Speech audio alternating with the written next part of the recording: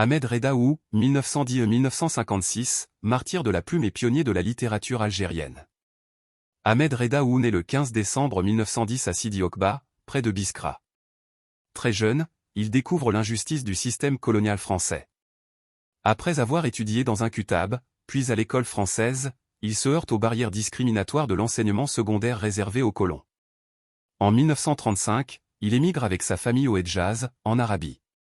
Il poursuit des études à Médine, se spécialise en droit islamique, devient enseignant, et publie ses premiers articles dans la presse arabe. Sa plume critique s'attaque déjà aux pratiques religieuses dévoyées utilisées pour maintenir le peuple dans l'ignorance. Revenu en Algérie en 1946, il s'installe à Constantine, où il rejoint l'association des oulémas musulmans algériens. Il dirige plusieurs écoles, enseigne à l'Institut Ibn Badi et milite pour la réforme, l'instruction en langue arabe et la conscience nationale. Il écrit dans El Bassaïr, journal phare du réformisme algérien. En 1949, il représente l'Algérie au Congrès de la paix à Paris.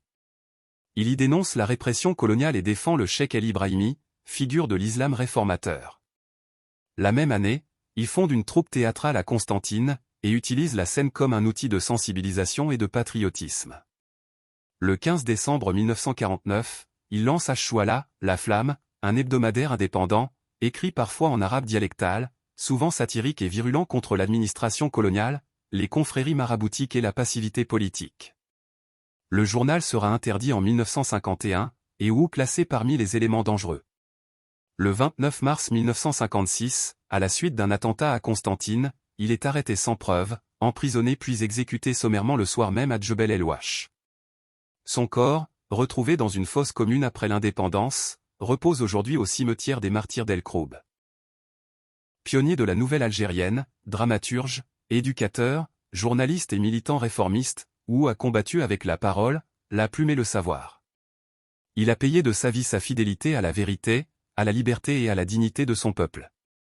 Aujourd'hui, son nom reste un symbole éclatant de la résistance intellectuelle algérienne. Gloire à nos martyrs. Vive l'Algérie libre et indépendante.